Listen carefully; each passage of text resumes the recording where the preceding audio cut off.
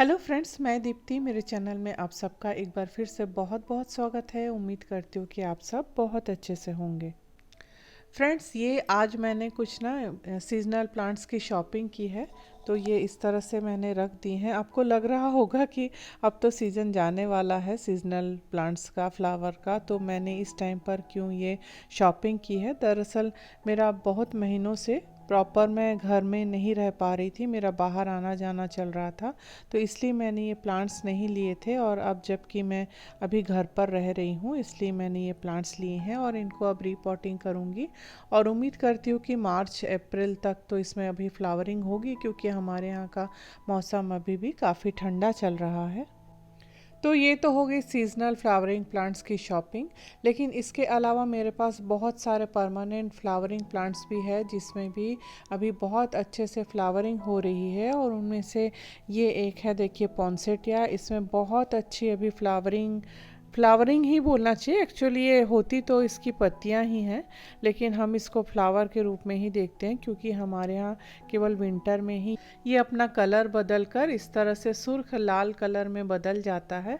इसमें और भी कलर आते हैं, येलो आता है, पिंक सा भी कलर रहता है, लेकिन इसका ये जो रेड वाला कलर है ना, इसका ये पॉन्सेटिया ही सबसे ज़्यादा पॉपुलर है और दिखने में भी बहुत ही खूबसूरत लगता है। तो आज इसी के बारे में मैं बात करूँगी कि मैं किस तरह से साल भर इसकी देखभाल करती हूँ। साल भर तो ये एकदम नॉर्मल सा एक प्लांट की तरह रहता है, ग्रीन पत्तियों के साथ में, जिसकी पत्तियाँ भी उतनी खूबसूरत नहीं होती है। लेकिन जैसे ही जनवरी फरवरी का मंथ आता है और इसकी पत्तियां लाल होती हैं, तो ये इतना खूबसूरत लगता है कि ये साल भर जो नहीं खिला होता है ना, उसकी कमी को ये पूरा कर देता है। और ये जब इस तरह से खिलता है तो तकरीबन 3-4 महीने तो ये बहुत अच्छे से इसी तरह से रहता है। मेरे पास में ये प्लांट करीबन 4 सालों से है। शुरू शुरू में जब मैं पॉन्सेटिया खरीदती थी तो ठंड में तो वो बहुत अच्छे से ब्लूमिंग करते थे, चलते थे। लेकिन जैसे ही गर्मियाँ आती थी, तो हमारे यहाँ गर्मी थोड़ी तेज़ पड़ती है छत्तीसगढ़ में, तो गर्मी में ये प्लांट ख़राब हो जाता था। लेकिन जैसे जैसे मेरी इस प्लांट के बारे में समझ पड़ी, तब मैं इसे अब किस तरह से रखना ये समझ में मुझे आ गया। तो ये मेरे पास अभी 4 सालों से है। तो गर्मियों में मैं इसे किसी शेडी प्लेस में, लेकिन जहाँ ब्राइट लाइट आती है, ऐसे जगह पर प्लेस करती हूँ। और इसके गमले को मैं ऐसी जगह रखने की कोशिश करती हूँ जहाँ पर इसकी मिट्टी में डायरेक्ट धूप ना पड़े या डायरेक्ट लू की हवा इसे ना मिले, क्योंकि जब इसकी मिट्टी गर्म हो जाती है गमले की और उसके बाद हम पानी डालते हैं, तो अंदर ना भाप जैसे बन जाता है और इसके रूट्स ख़राब हो जाते हैं और फिर धीरे धीरे ये प्लांट मर जाता है। तो ये तो बात हुई कि इस प्लांट के गमले को किस जगह पर रखना है। साथ में मैं ये भी ध्यान रखती हूँ कि इसकी मिट्टी ना सूखी ना हो पाए बिल्कुल। तो इसमें रेगुलर पानी डालती हूँ मैं। और चूँकि ये मिट्टी के गमले में लगा हुआ है, तो मिट्टी के गमले में पानी जल्दी से सूख जाता है, तो रेगुलर बेसिस पे इस पर मैं वाटरिंग करती हूँ। तो इस तरह से मैं गर्मी भर इसकी देखभाल करती हूँ, ताकि ये मेरे पास सुरक्षित रहे और अगले विंटर सीज़न आने पर फिर से इसमें बहुत अच्छे से ब्लूमिंग हो। जब मैं इसको नर्सरी से लेकर आई थी और इसका रीपॉटिंग किया था, तो उस वक्त मैंने जो मिट्टी तैयार की थी उसमें एक हिस्सा वर्मी कंपोस्ट, एक हिस्सा गार्डन सॉयल और एक हिस्सा रेत का मिलाकर तैयार किया था। क्योंकि इस प्लांट को ना ऐसी मिट्टी भी पसंद नहीं है जिसमें पानी रुके। पानी अगर रुकेगा तो भी इसका रूट ख़राब हो जाता है, और अगर इसकी मिट्टी सूखी सी जल्दी हो जाती तो भी ये प्लांट ख़राब हो जाता है। इसलिए इसकी मिट्टी को थोड़ा बैलेंस तैयार करना पड़ता है कि उसमें पानी भी ना रुके और जल्दी से वो मिट्टी सूखी भी ना हो जाए। गर्मियों के बीतने के बाद जैसे ही बारिश आती है, तो इसमें फिर नई नई कोपलें फूटती हैं, और उस वक्त इस प्लांट के ऊपरी वाला जो हिस्सा है उसको काट कर इस तरह मैं, देखिए, रेत में ग्रो कर लेती हूँ। तो कटिंग इस टाइम बहुत इजीली ग्रो हो जाती हैं। गर्मियों के बाद में मैं इस प्लांट को फिर खुले में रखती हूँ, माने ओपन आसमान के नीचे में, चाहे वो बारिश हो या फिर ठंड हो। तो बारिश में तो इसमें बारिश गिरती रहती है, और जब धूप निकलती है तो वो भी इसके लिए अच्छा ही होता है, इस प्लांट के लिए। और ठंड में भी मैं इसे पूरे टाइम धूप में ही रखती हूँ। 6 से 8 घंटे की धूप इसे आराम से मिलती रहती है और ये अच्छे से ग्रो होता रहता है।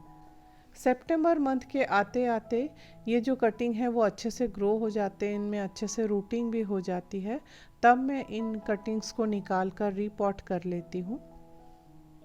रीपॉटिंग के टाइम में इस बात का ध्यान रखना चाहिए कि इसकी रूट्स ख़राब ना हो जाए निकालते वक्त, तो इसीलिए मैं कोशिश करती हूँ कि कुछ रेत का हिस्सा ना रूट्स के साथ में ही निकाल लेती हूँ रीपॉटिंग के टाइम पे। और जिस जगह से हम कटिंग लिए रहते हैं वहाँ भी देखिए नीचे इस तरह से नए नए शूट्स निकलते हैं और धीरे धीरे ये प्लांट ना हरे हरे पत्तियों से भर जाता है। और फिर जैसे ही मौसम थोड़ा ठंडा होने लगता है तो ये प्लांट देखिए कुछ इस तरह से दिखाई देने लगता है। इसके ऊपर में कलियां सी बनने लगती हैं और जो पत्तियां हैं वो अपने आप थोड़ी थोड़ी लाल होने लगती है। और धीरे धीरे ना अब जो पत्तियां आएंगी वो पूरी तरह रेड हो जाएंगी। तो ऐसे समय पर मैं इसे थोड़ा सा फर्टिलाइज़र दे देती हूँ जिसमें रहता है वर्मी कंपोस्ट, बोन डस्ट और साफ फंजीसाइड। इन तीनों चीज़ों को मिलाकर मैं इसकी मिट्टी को गुड़ाई करने के बाद में डाल देती हूँ ताकि इसमें जो फ्लावरिंग हो उसका कलर बहुत अच्छा आए और लास्टिंग बहुत अच्छे से करे। और ये देखिए खिलने के बाद ये इस तरह से कितना खूबसूरत दिखाई दे रहा है ना। और ये एक और अलग तरह का पॉन्सेटिया है, इसे भी मैंने कटिंग से ही ग्रो किया है, लेकिन इसमें भी पत्तियां रेड ही आती है लेकिन उनका शेप थोड़ा अलग होता है। जब इसे मैं ग्रो की थी तब मुझे नहीं समझ में आया था, पत्तियां दोनों की सेम ही हैं, लेकिन जब ये इस साल इसमें फ्लावरिंग हुई ना तब पता चला। ये देखिए इसकी पत्तियां ना कुछ इस तरह से हैं।